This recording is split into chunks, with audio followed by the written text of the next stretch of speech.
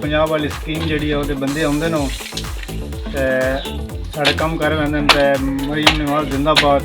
असीं शुक्रगुजार हाँ मरीम नवाज साहबा दे।